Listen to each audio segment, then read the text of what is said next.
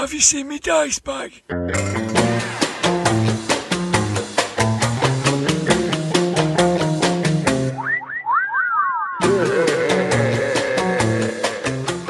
GROGMEET Files.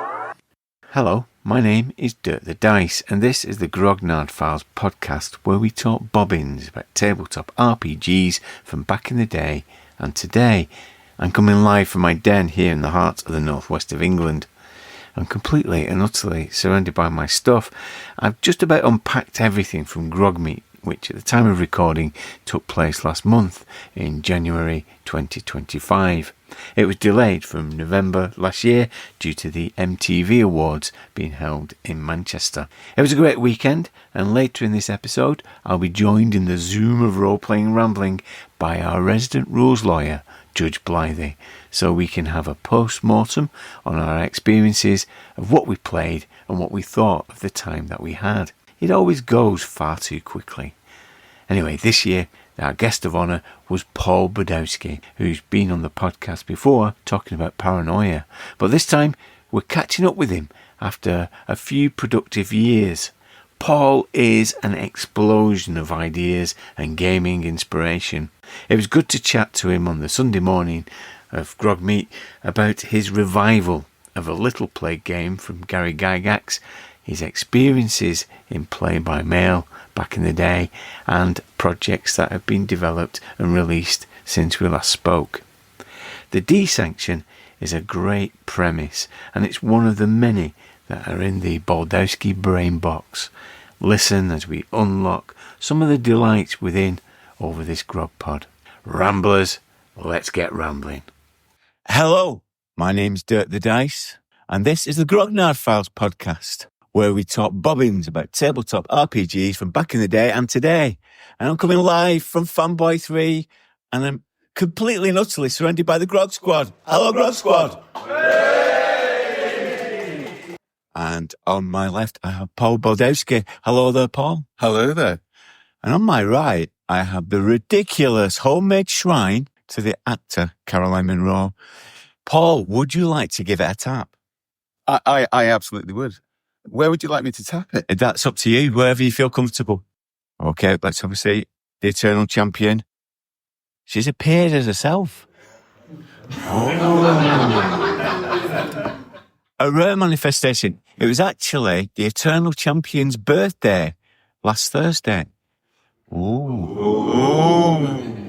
And here is a picture on here that my daughter did. My daughter's 18 now, but when she was 4, we were obsessed with Sinbad, the Golden Voyage of Sinbad. And this is a drawing that she did of Caroline. On her birthday, we sent an email to her and showed her the picture. He said, maybe someday she can come to a convention and I'll sign it for her. Ever the professional. Yeah. That'll be £15. But I think it's only right we should sing happy birthday to the Eternal Champion. 1, 2, 3. Happy birthday to you. Happy birthday to you. Happy birthday, the Eternal Champion. Happy birthday to you.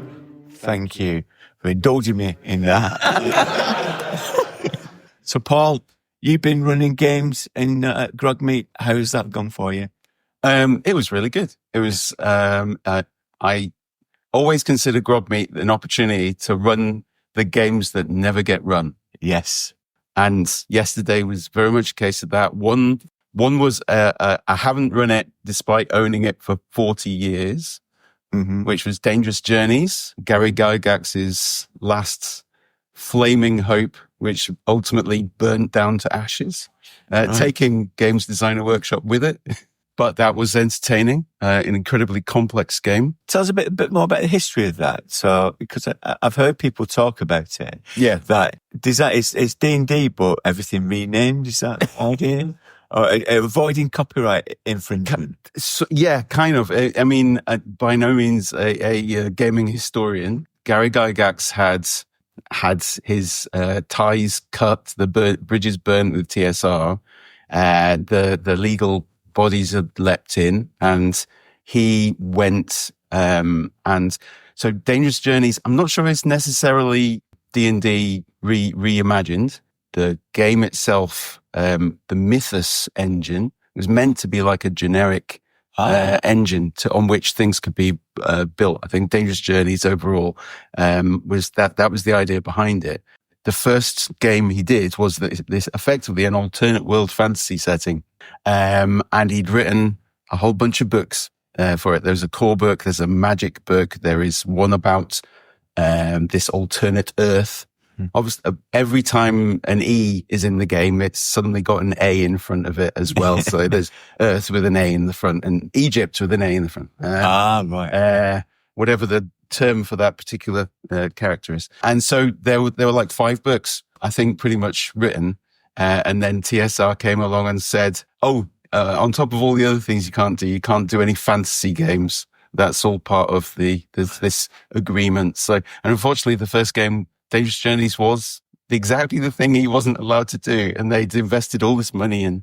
And so, yeah, it ultimately was kind of his swan song. But unfortunately, it probably took Games Designer Workshop with it as well. So, and what's it like to play? Is it worth reviving? Because some of these games that you put the defibrillator on, you sometimes come away with a headache and not much enjoyment. No, this is all headaches, really. Right. What I ran yesterday was called Mythos Prime, which is kind of like the D&D to the AD&D, where the game uses the same terminology. It doesn't use the same numbers in the background. So if you run it as I did, the adventure I was running was written for the full fat version of Dangerous Journeys. I was using the skimmed milk version. You have to actually work everything out. Like, stats are halved. Skills are 75%. There's not even, it's not even just halving everything. There's like formulas almost in the background. Ignore this bit, ignore that bit. And, but the actual main version of it is just really complicated. You've got a physical stat, but then you've got 3 substats, which are like capacity, and I don't even remember what they were, but you end up with, you've got physical, spiritual, and mental, and they've all got 3 substats. And then you don't have skills. You have knowledge/skills, and each of them is broken down into something called a steep, which I can't now even remember. Study, teaching, education, something. Sounds amazing. It's the book has got a 4-page glossary slash abbreviation section at the end. There is 1 page of acronyms. And fundamentally, as you're reading through it, you're going, no, Gary, I know what you were writing about here. And then you chose to give it a new name because you were sidestepping it. So it's horrific. I'm going to run it out a few more times this year, but that's purely because I'm a masochist, I think. And your second game was Second game was Savage World. Yeah. Which I have owned for a little while, read several times, but never run. So I had to go at that. I think it worked okay. You'd have to talk to my players in that respect. But that's just one of the games where it's a common sort of game. Game masters always have something they fall back on if they want to run something, and they'll use a core rule system. And Savage Worlds is one of those examples. But I've never quite grokked it in terms of why it's a fallback for people, because it has always come across as a little bit tactical, crunchy. Maybe it's got measurements in it, and lots of little subsystems. It's got a raft of modular bits and pieces. So even I read the adventure. I ran an adventure, pre-written one yesterday, and there were several times during it where it said like, run this as a dramatic encounter. And I'm going, what does that mean? So yeah, that was another experience. And I'm going to run that out a few times this year and sort of cross those firmly off my list one way or another. Yeah. As somebody who does use Savage Worlds as a kind of go-to system. Yeah. It does take a few run outs, I think, to get your head around it and master it and feel confident about it. The other bit, taking it to conventions is a commitment because so many bits. Yes.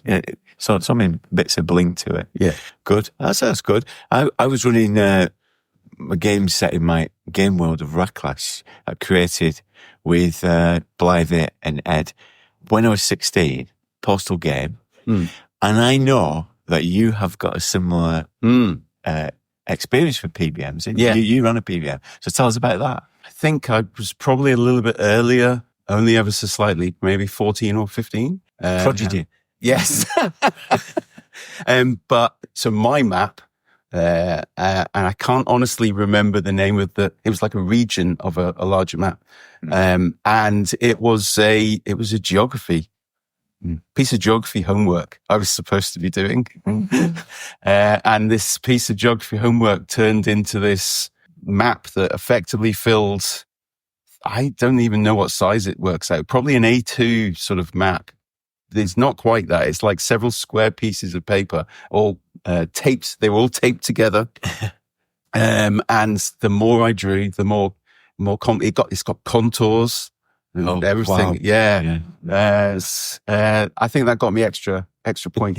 Actually, the on the back of the map, my geography teacher wrote how impressed he was with the detail and gave me 5 endeavors, which was like, you'd normally get 1 endeavor. It wasn't Gary Gygax, was it? No.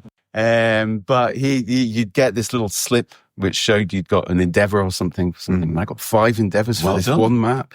But so that map then became the basis for what was called Darklands. So Darklands was the first play-by-mail, and I cannot for the life of me work out why I started running it. I think maybe it was all those classified ads in White Dwarf. It was, looking through White Dwarf, not only were there adverts, full adverts for these terribly professional sounding companies, but there was the likes of you and I in the classified section.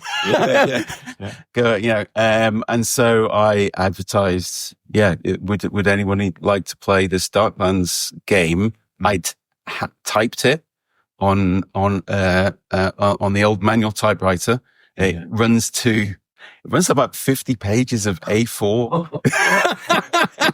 I think it grew over time. So the more I ran it, the more detail was added. So people who were playing it would get a copy of this rulebook. And I dread to think how little I probably charged for it. It was probably just to cover the photocopying costs from going down the library. Yeah. The first one. And it had, it probably had a couple of dozen players, which is not much, but it ran for, it ran for a few years. It can take over your life. Yeah. So, cause, I didn't type the responses. They were all handwritten. Yes. And probably ran to maybe a side or 2 of A4 of handwritten sort of story.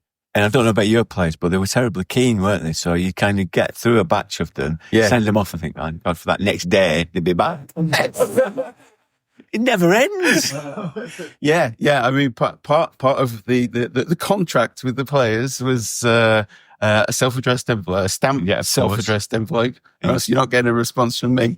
And I think it was maybe just like £1 or £1.50 or something. It wasn't much per turn, and it went up a little bit over time. But you're right. You were expensive. I charged 10p. 10p? Yeah. The technology did develop over time. I started using carbon paper. Oh. Purely because otherwise I couldn't remember what I'd already done. I mean, otherwise it ends up like one of those, sort of ongoing narrative. It would be an ongoing narrative where I'd have to remember what happened last year or the year before. Because some of the players did run their characters. I think the longest running one went to about 40 or 50 turns. Right. Wow. But during that time, I started then running other games. Yeah. So Darklands was the first one. Then there was one rather imaginatively called Dark Hope, which was a science fiction game. To the Stars was a corporate cyberpunky, vaguely exploration game. And then Nexus were a bunch of war games where I started writing sort of you have a civilization and you need to develop your military, diplomatic and whatever structure. And so, I just got into this business of writing one game after the other, which seems to have carried on to now in its own way, but I'm not quite as prolific as I probably was when I was a teenager. And have you still got all that stuff? I've got a lot of the rule books. Yeah. I would have bought them in, but I have this vision that some of them now need the repair shop to get the conservator in to, to strengthen up some of the paper. So like I still have the original Darklands rulebook, which I note, as said, it definitely was modular because you can see where I used a different paper to add elements to it. Yeah. And then the whole thing was taken to a photocopier and I just copy it off. But yeah, I have a lot of it. So I've revived my game world. Are you tempted to bring yours back to life? No.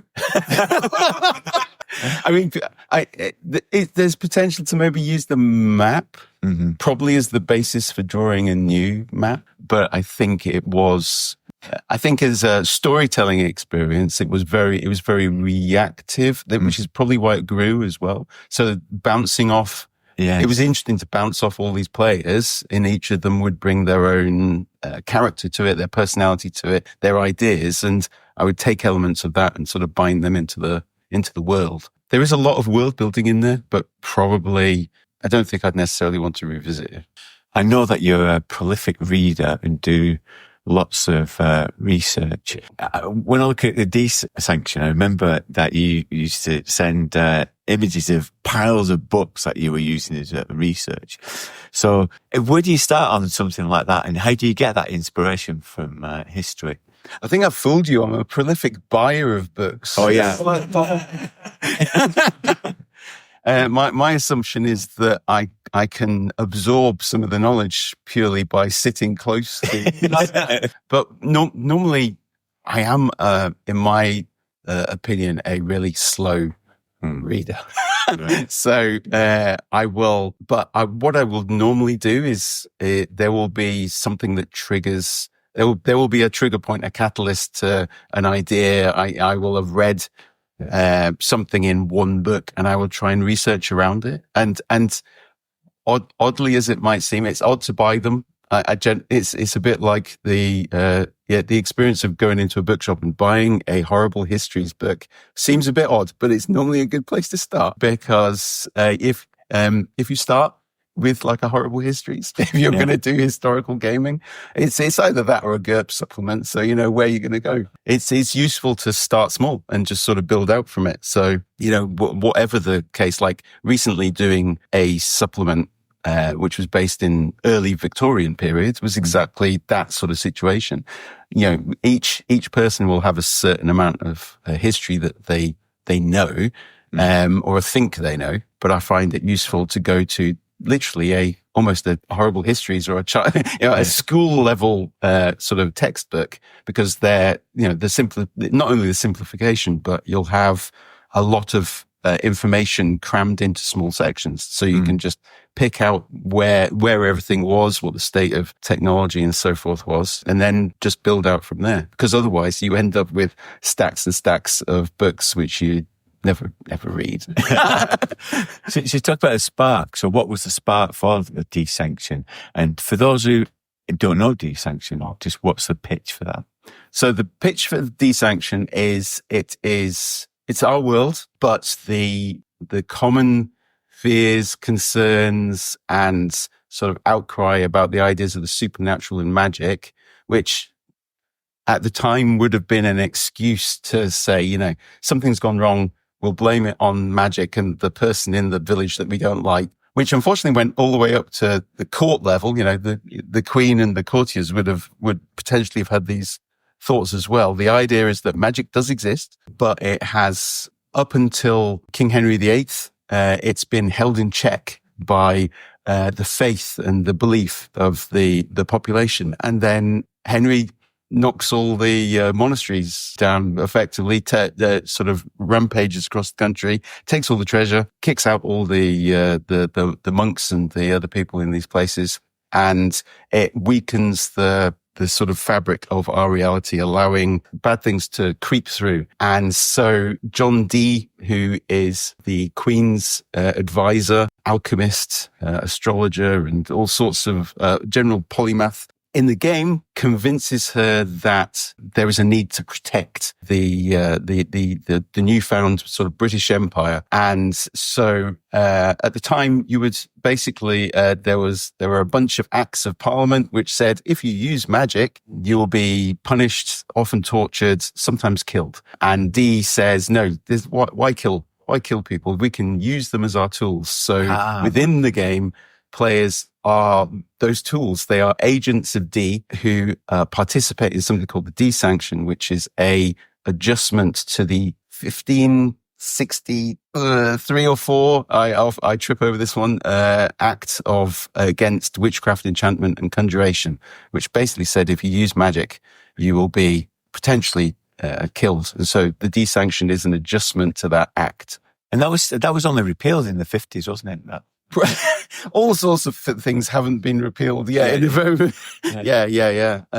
It got adjusted a bunch of times just in the 1500s. Yeah. So, a bit like Dangerous Journeys. Yeah. Yeah. So that's the idea behind the game. The adventures. So part of the thing, I pick up a Dee Sanction. This is an admission from me. I pick up a Dee Sanction and I don't really know where to start.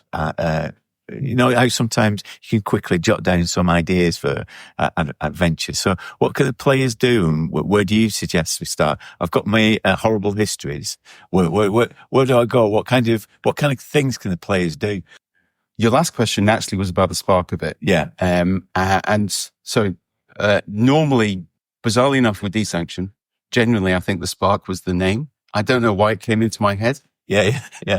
But it seemed like an interesting name for I don't know why it came into my head. I think I must have been reading about Dee for some reason.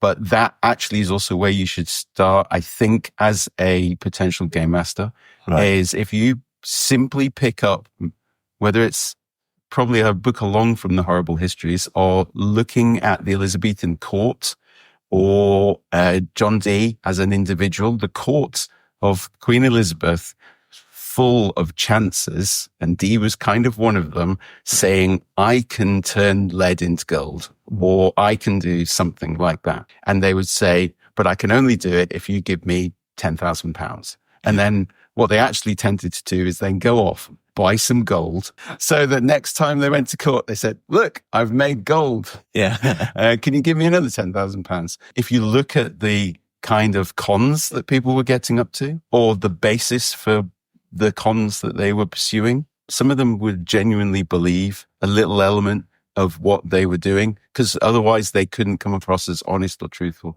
Looking at what they believed, the little elements of it. One of the adventures for the Dee Sanction was sparked by the fact I read that there was a belief that the soul was embedded in the fingernails. Okay. And yes, somehow the fingernails were a reflection of your soul. And I just started reading around it and looking what other elements, why was this a belief? This was something tied up probably in some religious text that made a reference to something. And you just then allow yourself to rabbit hole, to spiral around the subject. So, another good source is Wikipedia and the like, if only because if you start reading around the subject, you'll inevitably find something you trip over, rabbit hole into, and then start, your tumble down into one page after another of weird and wonderful theories and historical notes and things like that. So I've got to look out for chances getting government contracts. Yes. Yep, effectively. Okay. I'll have to look for some inspiration for that. You've now taken the rule set, because just to talk about the rule set a little bit, made that generically available so it's applicable to different settings. So how does Sanction work, and what would you say are the 3 highlights of the rules? Judge Baldowski. Oh dear, what pressure.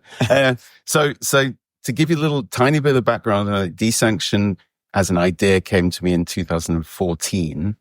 And I spent about 6 years after that running a lot of adventures without actually having a firm rule set. So at one point it used tokens and cards and It had various, there were variations on it that meant that I think one session I ran at a con, I actually gave up on the rules and just ran the adventure on the fly, with just rolling a die for like a 50-50 chance of success on things. Although actually I might have even forgone the die.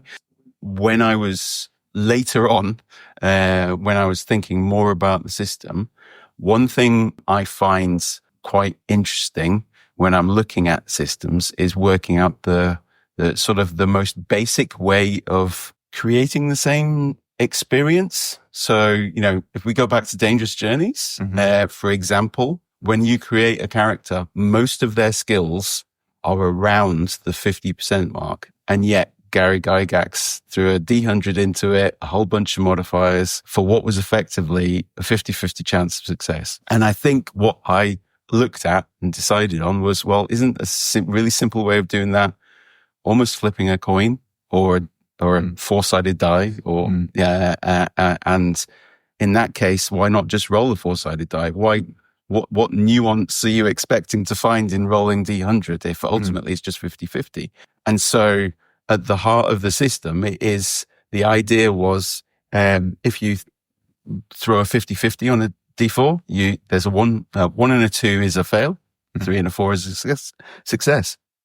If you then step it up and you're slightly more skillful, you roll a D6 and the 1 and the 2 is still your failure. And so the bigger the die, you're just slowly incrementing above the 50 and the 60 and then 70, 80 and so forth. So weirdly enough, that's the core of the system. The idea is that most people have a 50-50 chance of success at the things that they're okay at. Because again, if you look at character sheets for lots of games, I'm sure you can think of some character sheets for certain games where you sit there, you have lots of skills which are moderately okay, and then you end up with a bunch of points at the end that you just assign to a few random skills on the off chance that maybe one day you're going to need anthropology. So let's throw 3 points of skill into it. And well, maybe we'll roll it.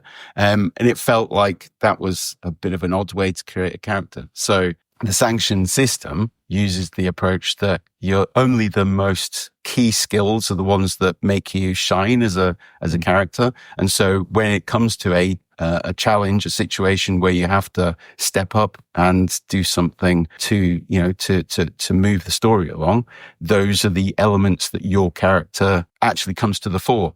And you make, so you will only have a very small number of skills written down. The rest of them are those ones which on your another game, your character sheet would have a few points in.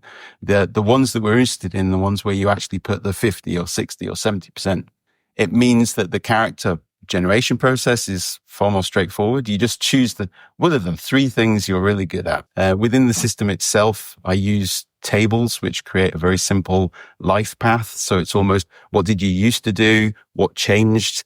And what hobby do you have, for example? And you just roll on these tables and it offers you a selection of skills to choose from, and you choose 3 out of that. And that's what shows your character, what your character is good at and why they're good at it, because of what brought them into the situation they're in now. The bits that stand out for me for the system are, it's the focus on the characters. It's the fact that because the characters each have things that they are good at and can shine at, and which kind of automatically gives the players a bit of a spotlight, because they will be probably the only people who have a skill that relates to the situation. There's a simplicity to it. You can create characters very quickly. As a gamer, I have very rarely played a game long enough to be that concerned about the legacy of a character and worrying about reaching 20th level or whatever. And so for me, having characters that can just shine in the moment, are easy to create, that's important to me at least. And it means also as a GM at conventions, it's a lot easier to be able to bring the game to the table because you can create the characters there and then rather than pre-genning. Having that pre-generated character, you can bring blank character sheets and 5 minutes later, you've got a character on the table. Third thing that stands out. What you subtitle it a challenge-led Yes. game. So what do you mean by that? So it connects into that opportunity for characters to shine in the moment. The fact that it is those skills are what makes your character stand out. Right. And so the challenges that they come up against, each person is sort of defined by their opportunities to meet those challenges. Yeah. And you've produced some settings for it, haven't you? Yeah. So do you want to just run through a couple of those? Yeah. I mean, this is probably where the PBM side of things comes in, that notion of creating so many games. For me, Sanction's an opportunity for my wayward brain to be able to create lots of material on lots of different things without too much focus. So, amongst the settings so far, there is, for example, the one I mentioned before is a Victorian game, in the midst of shades, which basically takes the Victorian era and turns it on its head. Victorian era, lots of people believe in ghosts. There's this sort of view, it's sort of romantic view of, the media, people gathered around the table, that, the medium reaching out to the spirit world. And in the midst of shades, it's the opposite way around. Nobody believes in ghosts, but they are very much real, and only the characters and a few others are actually aware that they exist, and it leads them into a situation where they are battling against these spirits that are not by no means at rest and have to be dealt with, but the people around them can't see the ghosts. They don't believe in the ghosts. And so the characters are challenged by, we're saving the world, but everyone's treating us like we're crazy. They're Lost in the Folds, sort of vaguely science fiction. If you are residents of what is an enclosed community, which seems to be completely contained within a space, but you don't really understand that you are enclosed. It's just the world that you're in. But that world is threatened by the fact that it's actually part of a network of similar communities, and the system that's running it basically has a really simple imperative that if something goes wrong, the best way to deal with it is to move the resources to the areas that are still working.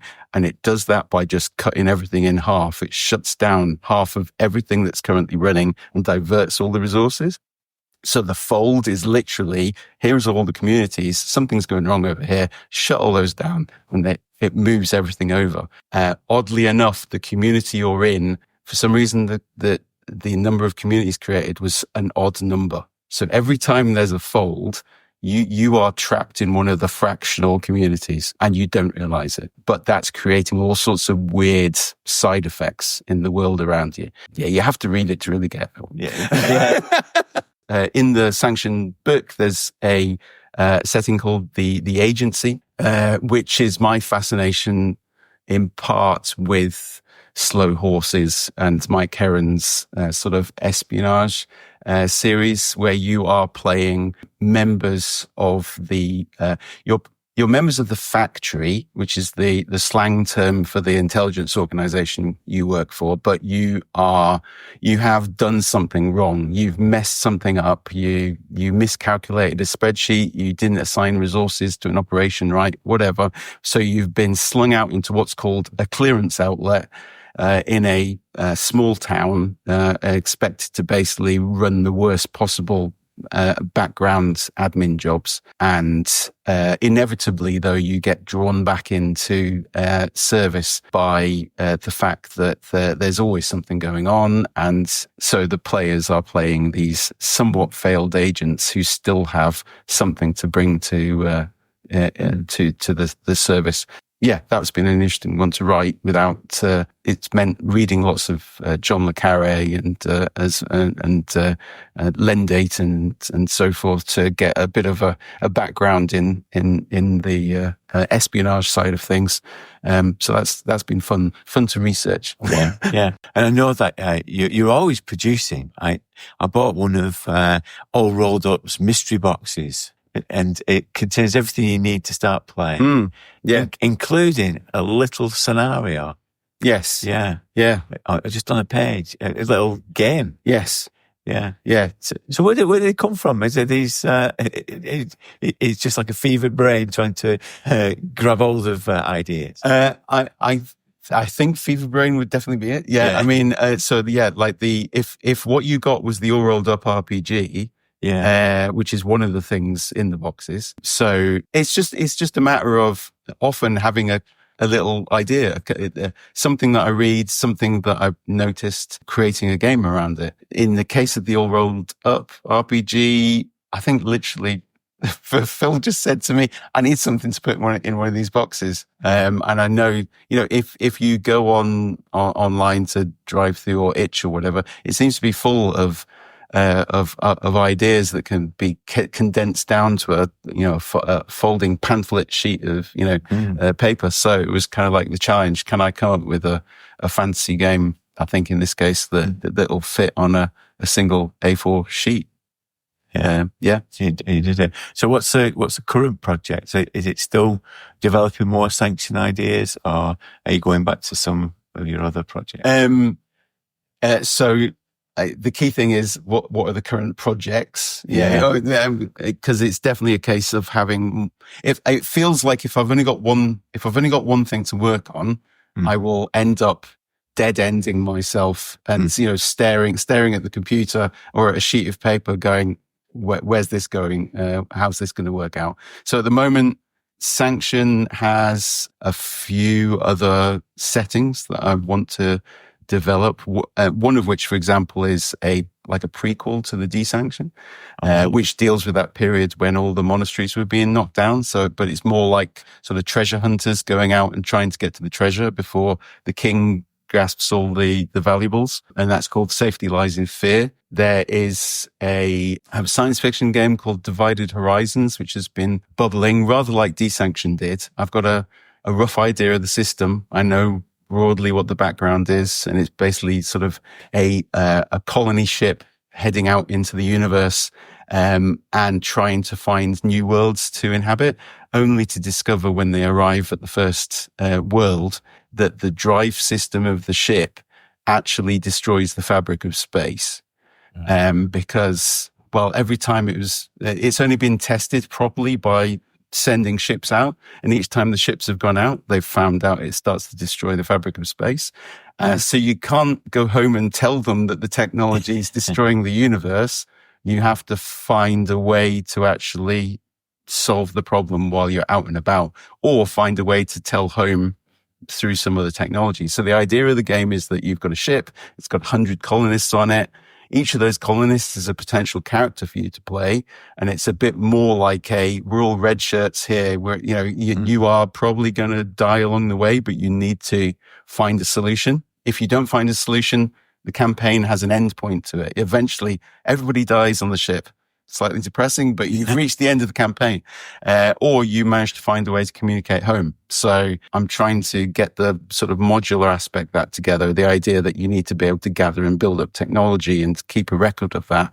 And at the same time, you can play all sorts of characters who are members of the crew without necessarily having a long-term sort of Captain Kirk type figure who's in charge of the ship. And Desanction, I am working on it's not a new edition. I'm not incrementing the number.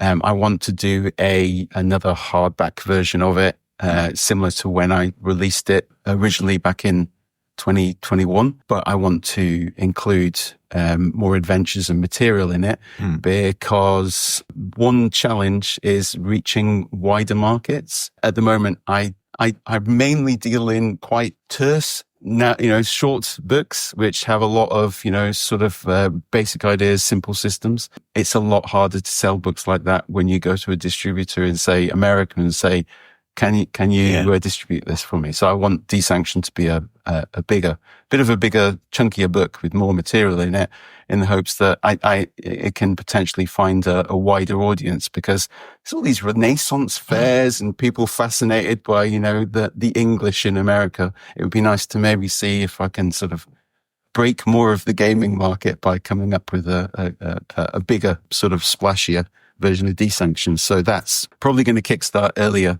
sort of March, so this year. So I've got a lot of work to do, but I've already wrangled in some potential guest stars to do some adventures for that. I'd find having some adventures for it useful, because I was saying earlier, it's just knowing where to start, and I think having the adventures would kind of start to make up ideas. So that's great. Well, thanks, Paul, for being here today, the interview. I think you're the embodiment of just get on and do it.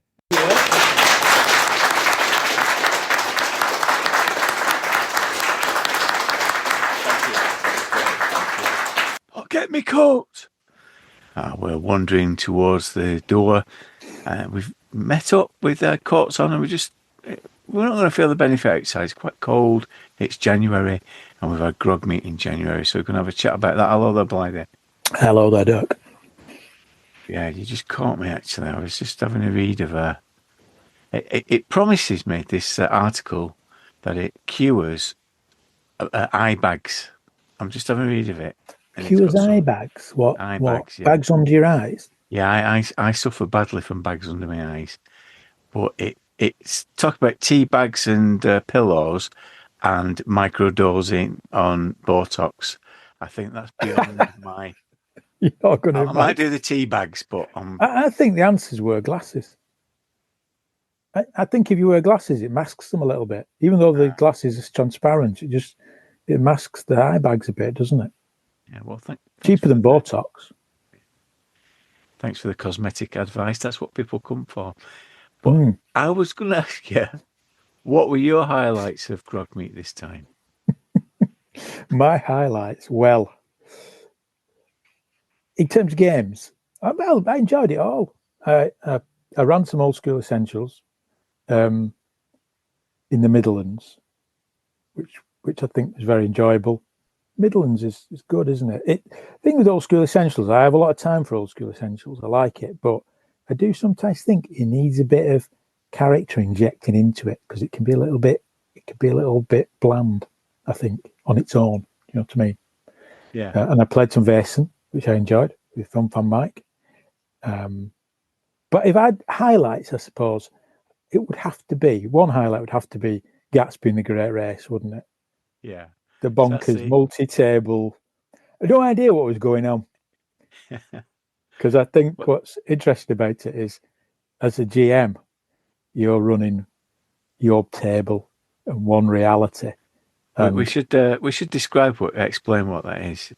Me interjecting in a Rory Stewart type way. You should explain it. I'm assuming everyone knows what it is. Well, I'm always wary of giving spoilers. I don't want to give out too many spoilers. Yeah, we won't give away too much spoilers, but too many spoilers. But it's a multi-table adventure for Call of Cthulhu, which Paul Fricker, who was in attendance and had helped us to prepare for this. It's set in the 1920s. Great Gatsby, the character from the famous novel, is one of the characters, and the investigators are invited around to his house for a garden party, and that's kind of a mild-mannered summer's afternoon, which starts to go awry, and across the tables there's a lot of moving of players around the room, going into separate rooms, encountering strange and wonderful experiences. So we had 40 players, and we had 7 tables. There was at least 6 additional keepers supporting the action. So how was it for you? Bonkers. As I say, I think the interesting thing as a GM in it is you are running a table, which is, and again, it's not too much of a spoiler, but it's one reality of many, isn't it? One reality of many. And people are moved from one reality to another. And as you say, weird things happen in between. But as a GM, you don't really know what's going on anywhere else. So I think Graham landed at my table, and he looked to me for hints about what's going on. And I said to him, I don't know what's going on. I'm just running this world. Whatever's gone on in that room with a strange woman with a hooded cloak on is I have no idea. I have genuinely no idea. So I'm just running my reality, which is kind of weird. I suppose kind of weird from a GM's perspective, because when you're a GM, normally you do know what's going on, don't you? Or at least you should. The idea that you do know what's happening in its entirety, but in that you don't. No. You don't know what's happened at the table they've come from, and you don't know what's happened when they've been whisked off into the netherworld and had this weird experience in a room. So they were coming to me with strange clues and ideas, but I had no idea what they were talking about, which is quite a unique experience from a GM's perspective. I think it didn't quite dawn on me until about 2/3 of the way through it, where I thought, well, actually, yeah, this is weird, because I know what's going on. I know the plot and I know what the players have to do, but some of the things they're talking about and some of the stuff they're doing, it doesn't make sense to me. Well, but the golden rule, of course, of investigative games, they normally say don't throw in any red herrings, because the players will generate their own red herrings. Yeah. But when they're whisked away and they're travelling through a dimension into a different room, they're kind of bombarded with a sensory experience, which gives them some clues to what's going on. It's got a vague resemblance to what's happening on the table. But I think what was happening is that people's imaginations were kicking in, and they were making more of what was presented to them, as you naturally would. Yes. And yes. the conjectures were presented to the GMs, and of course you were thinking, where the heck's that come from? Where's that come from? Yeah, exactly. Where's that come from? They were thinking, the honey badge. Some guy followed it into the woods. It's totally meaningless. It's a waste of time. Yeah. No, it was great. It was a great experience.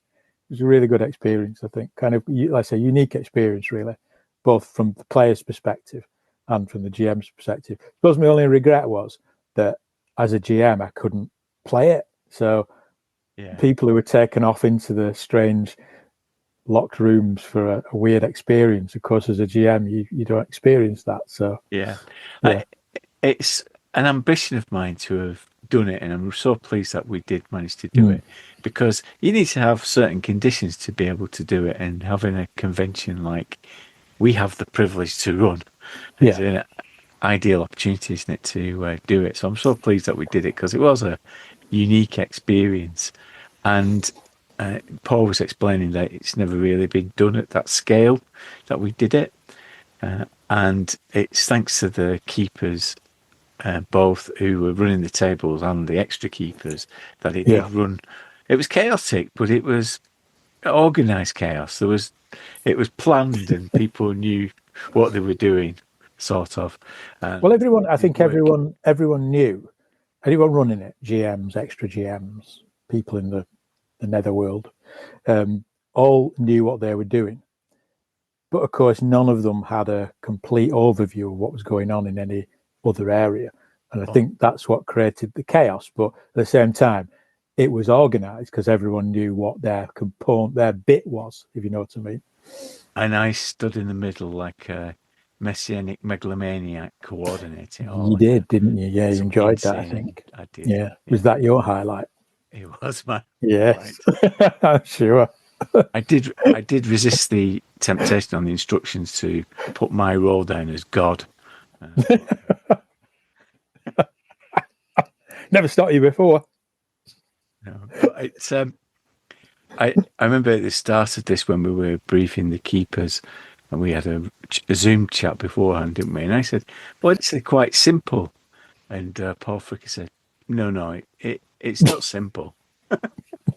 But I think what I was trying to say was, once you've got that idea that you're just a cog in this process, and just concentrate on turning round your table, everything else will move.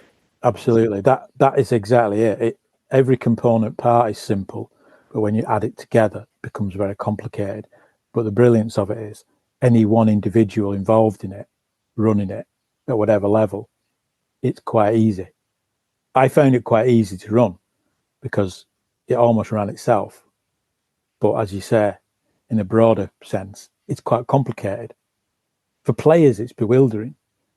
but it's not bewildering for a GM. You just run your bit. The only bewildering thing is people saying weird things to you when they arrive at your table that you think, what are we talking about? No idea. It's a great experience. Yeah, that's probably one of my highlights as well. So pleased that we managed to do it. And again, thanks to everyone who made it possible. So what else did you run then? I ran Old School Essentials. I ran Doctor Who at MorpCon afterwards. I don't know if that counts because that's MorpCon, isn't it? Fringe. Yeah, I think it does count. But I played it. I think my other highlight was playing X-Crawl Classics. The new DCC variant with Debbie ran X-Crawl Classics. What's that then? Is that like a souped up dungeon? What's the it's an odd. I must admit, it's an odd idea. And when I first heard about it, as I often am with almost everything, as you know, I was a bit skeptical. I was a little bit, what's this? It's like the idea where dungeons are a kind of spectator sport, like a gladiatorial spectator sport, like a Squid Game, I suppose, or something like that, or the Running Man, that kind of idea. So but the more I kind of discovered about it, it's kind of set in a futuristic America. I assumed it was a fantasy variant, so it's not like a fantasy world, though. It has fantasy in it, but I think the idea is that imagine the fantasy world of DCC, but the future happened. So there are elves and dwarves, but the future happened. As in there's elves and dwarves and there's magic, but there's also TV and mobile phones and cars and all sorts of other things. And it's like a bit of I suppose it's like a little bit of a Roman Empire, an American Roman Empire, where they have these gladiatorial dungeons that are designed to kill people. And they have these superstar dungeoneers who are like celebrities who go into these dungeons and try and survive for the entertainment of the masses. So it's like it's like a dystopian future, I suppose, really. Is it a player versus player, or are you cooperating? No, not really. It's more. I mean, I suppose you could do it like that, but it's more cooperative, really. But I suppose what's interesting about it is it's a conceit to avoid the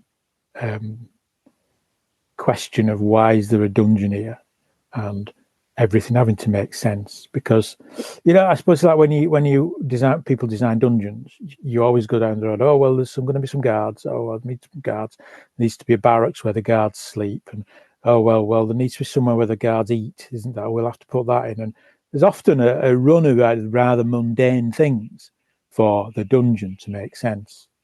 Do you see what I mean? Yeah. Oh, it's an ancient temple. Well, there'll be an altar room. Or will there be a room where the priests keep the robes, and there'll be a room where... Well, in X-Crawl, there's none of that, because this dungeon has been designed specifically to kill you and challenge you. It doesn't make sense. It's Death Trap Dungeon. Dungeon. It's Death Trap Dungeon, but I suppose with a modern conceit to explain why you're in a stupid dungeon. Why when you walk through a door, there's a huge troll or ape stood on a platform surrounded by boxes which have useful things in, but they have bells attached to them, and the monkey's blind. The big ape was blindfolded, so to get a parcel, you had to move them without making a noise. That's ludicrous, isn't it?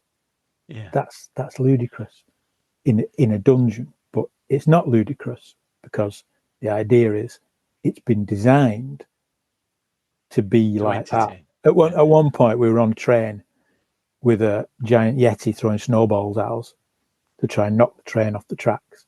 Totally ridiculous. But it's a futuristic, almost sci-fi design dungeon. So it's still ridiculous. Of course, it is ridiculous. But it's like ridiculous with an explanation as to why it's ridiculous, if that makes sense. Yeah, so that's good. So it kind of, as you say, the return of the zoo dungeon. It gets rid of the ecology of the dungeon. You don't exactly, it's conceit. Sleeping arrangements. Yeah, it's conceit to get rid of the ecology of the dungeon, so you can just have a madcap fun dungeon, and no one can go, "Oh, this is just stupid." Well, yeah, it is stupid, but it's been designed to be stupid. The point of it. But I really enjoyed it, and I must admit, I've been, I've been looking on leisure games and thinking, "Oh, I'm going to end up buying that, aren't I? I'm going to end up buying it." Nothing surer. Yeah. Well, I like the sound of it, and it sounds like an entertaining convention game. It sounds like it's a perfect. Don't they call them beer and pretzels? I don't particularly like pretzels, but it's that fun Pretzels, gathering. but they're boring. I don't like pretzels. I didn't for a long time. I didn't know what pretzel was, and when I discovered what they were, I thought, "Oh, is that it? Is that all they are?" They sound better than they are, don't they? Pretzel. But anyway, there you go. So, I like beer. one out of the two isn't bad. Well, you don't have to eat the pretzels, just have the beer. I revived my Mean Arena game for the Friday night game, which I've run on Owlbear and Wizard Staff and the Cotton Hoplites. It was a home game for the Manchester team. And to give it a bit of variance, the way that the game works within the game is that there's 2 racing clocks. I won't go into the details here, but I gave the home team fewer segments to fill because in previous games, it's not been very competitive. The Slater Slayers have defeated the opposition too quickly. And so to make it a bit more exciting, but it still ended up that the Slayers had an emphatic win, even though Andy Burnside, the mayor of Cottonopolis, was trying to throw the game and offered them £500,000 to throw the game. See, it sounds like X-Crawl. It's a similar kind of idea, isn't it? I suppose. Yeah. There you go. Maybe there's something in the air that these competitive games are happening. And I ran a couple of games of the Racklash campaign, so little side quests, little convention, it's spin-off shows. Like those things that Disney do, where some characters spin off from the main campaign. Yeah. And Mark, who plays Mara, managed to do something immediately after. So the campaign that we were running finished in summer. His character does something away from your characters with this group of people that were at the convention, which will change the fate of the campaign. And there was a second one as well that changed. So that was quite fun, even though only I can see what's going on. Once again, my messianic Your God complex kicking in. Only I know what's happening. You're having more fun than anybody else. Exactly, as I said last time. But the highlight for me, and this was a surprising highlight, because I had to step in and run a game of Liminal. And I didn't have anything to hand, and I had to do it quite quickly. And I ran your game that you ran for us, set in The Man Inside in Bolton. You did, yeah. It's the first time ever that you read my scenario notes, that I've sent you my scenario notes. Felt like you were, I don't know, going out with an ex-girlfriend or something like that, Yeah. And you write very comprehensive notes. They're very good. And I played the game, so I had an idea of the plot or the sequence of events, and you had all the NPCs and all the information there, what was in scene by scene. And I think I said to you in the morning, having read through it, you're going to have to explain to me why these people are doing these things, because obviously in your own notes you don't need to write that. Very comprehensive notes, but missed out the motivations of these people, because that's still in my head. There you go. Because you don't need that to hand, do you? You don't need, and I kind of remember it from the game we played, but I realised that's you don't appreciate, do you? That's an important component of delivering authentic NPCs, is knowing, right, why are they there, what they're doing, what they're doing. Yeah. And I suppose that, and that's kind of interesting, because, like you say, I do write quite comprehensive notes, but I often find the two things. One of which I've often talked about this, the thing of I write comprehensive notes and then do not look at them when I'm running the game. I don't look at them, which is weird. It's just like it's putting in my head. Writing it down like that is putting it all in my head somewhere that I can draw it out of a filing cabinet in my brain when I need it. But you're right. The other thing is I write comprehensive notes about the things I think I might forget. But as you said, the motivation of the main NPC, for example, in that scenario, I'm not going to forget his motivation because that's it's all built around that, isn't it? Yeah. So don't write that down. Yeah. It's a weird thing, isn't it? They were only ever written for you, weren't they?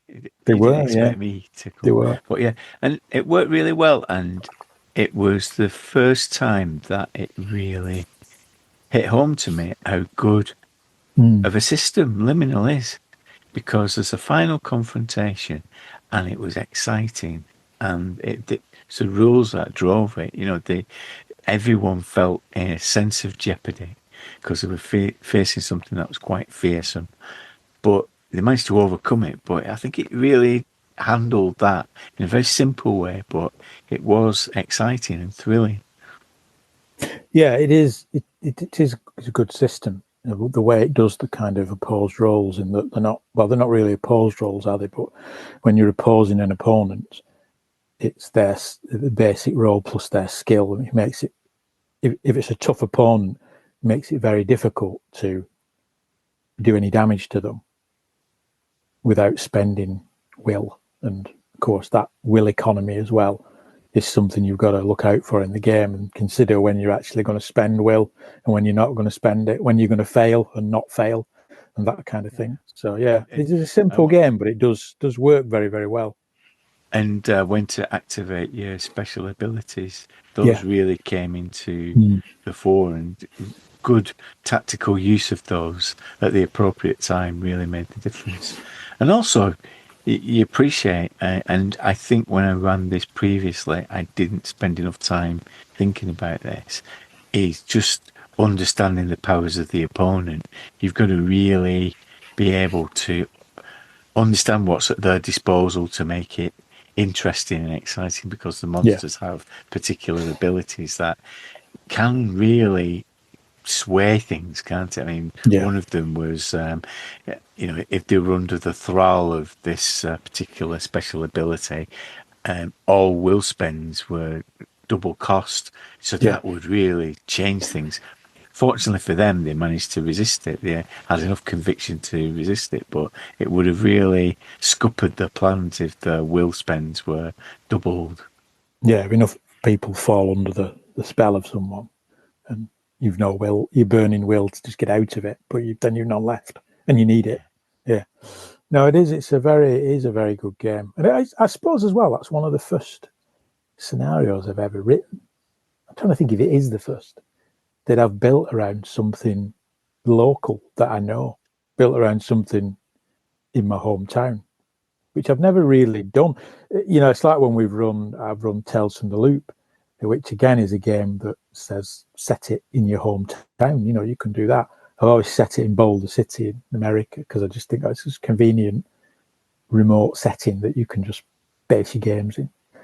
But it was quite interesting to set it in Bolton and set it in the Man's Scythe, and then kind of suppose delve into the history of the Earl of Derby, and a story starts to form in your mind, like an alternative history of what he was really up to and what people were up to and what might have been going on, which of course wasn't what was going on, but it kind of fits together, and you write a story around the history. You know, it's just kind of really interesting thing to do. It helped, I think, that one of the players was his local was the Man and Scythe. People don't know it's one of the oldest pubs in the country, and famously the Earl of Derby had his last meal and drink before he was beheaded outside for his role in the Bolton massacre, where over 3,000 people were killed. Because we were, I think I mentioned this to Michael Moorcock when he was going about Prince Rupert. It was a parliamentarian stronghold, wasn't it? We were surrounded by royalists, and Bolton held out. Yeah, there was a pub called Prince Rupert around the corner, wasn't there? Yeah. It's kind of weird. Yeah, and he was. How fickle we could be in Bolton. How fickle we could be. Yes, when you look at the history, it seems a little bit enough colour to have a Prince Rupert around the corner from the man's side. Here's where one guy was executed for the massacre. Around the corner, a pub named after the guy who did it. Yeah. But so overall, it's the first time we've run a GROGMEET in January. Do you think it worked? I think it worked. I think we were very lucky with the weather, weren't we? Yeah, we were sandwiched between a snowstorm and an actual storm. An hurricane, yeah. The weekend after, no trains were running north of Preston because of the wind, the gale force winds, which would have ruined it, really, wouldn't it? Because no one north of Preston could have come. That would have been it. Manchester was a lot calmer, wasn't it? It was, and I think that was a benefit. I mean, I must admit, when I walked into the Lasagarian, I said to you, "God, it's busy in here," and you said, "No, it's us. It's all it's GROGMEET." I said, "Oh, right, okay." But of course, if it had been November, it would have been 3 times busier than that. Yeah. So yeah, there's a definite advantage in Manchester. Is a lot quieter than November, just before the Christmas markets, when things are kind of getting busier. Yeah. But yeah. And we have to think about the future, because it was a bit tight in the run up to it. It was a bit difficult preparing it in the middle of December with everything that December brings. But yeah, I think that's just a better planning on my behalf, I think. I think the tricky, you're right. The tricky thing with it is that Christmas in December, from kind of mid-December, everything seems to grind to a halt, and everyone's mind's elsewhere, and our mind's probably elsewhere as well. So when you pop out the other side of Christmas, you think, "Oh, it's GROGMEET in a couple of weeks. Oh, blimey," Yeah. Whereas, of course, in November, October, November, that's not the case, is it? So there is that. But I suppose you just get used to that, wouldn't you, and just adapt to it, really. Well, my journey home, I had a chance to reflect upon the weekend for quite some time, because I live 35 minutes away from Manchester, but it took me 2.5 hours to get home on a rail replacement bus. Yeah, it's quite an experience. I remember when you moved to Adlington. I'm going to remind you of this again, because it's cruel to remind you of it, but I will do. You moved to Adlington, and you said to me, "It's going to be great, this. There's a train station just round down the road. There's regular trains straight to Manchester. I could just get on a train, get to Manchester, get back, no problem." And almost to the day you said that, all that time ago, there's been nothing but chaos on that line. Nothing but chaos. Yeah. I mean, it didn't help that the guy who was driving the rail replacement bus didn't have a clue where he was going, and he was playing 90s techno music very loudly for the entire journey.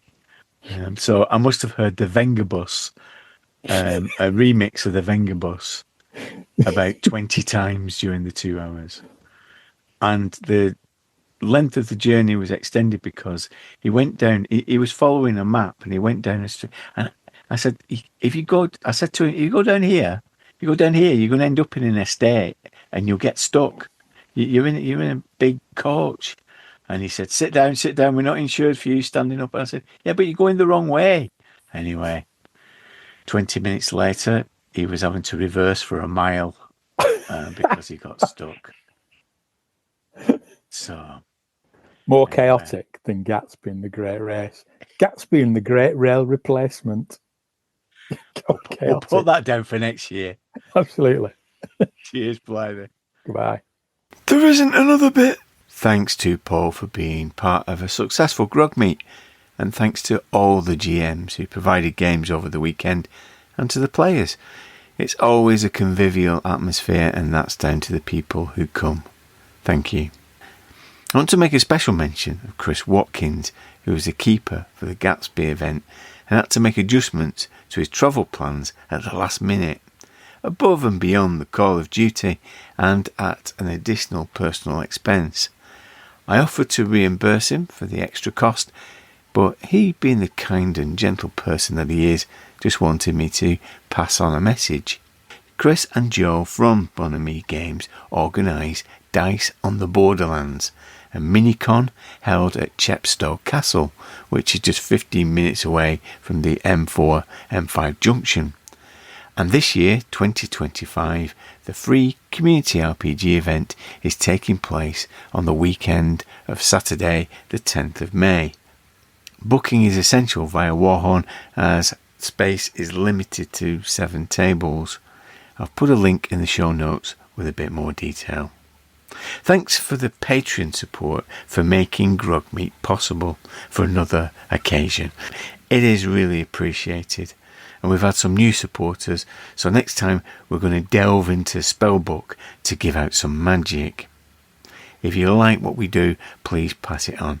Leave a comment and circulate it on your socials. If you don't like what we do, well, bugger off. Next time, we're extending the idea of Dr. D. Last year we looked at monsters. Why don't we do the same for magic? Until then, adios, amigos. Herbs and friends.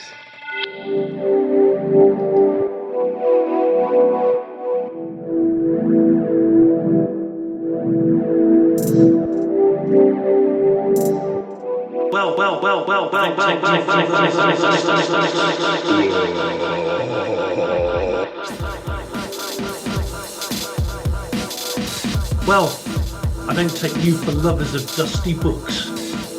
Did the party bore you so quickly? Or is there something here that you hope to find? You should have stayed downstairs. You should have stayed downstairs. You should have stayed downstairs. Do you know why I collect these books? Why I host these parties? Everyone thinks it's for Daisy, but it's not. It's for something far greater. Greater than love?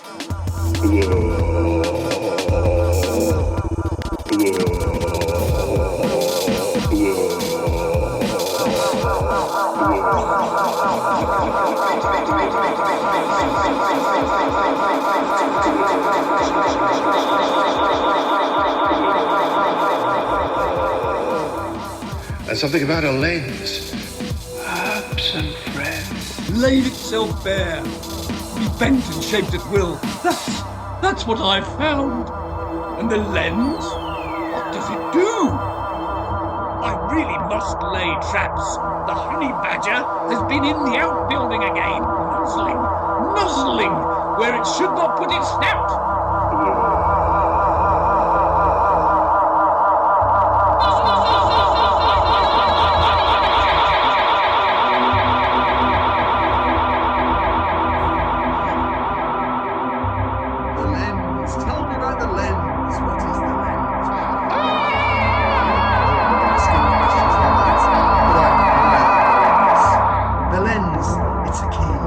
To knowledge beyond anything you can imagine. The stars out there, they're more than pinpricks in the dark.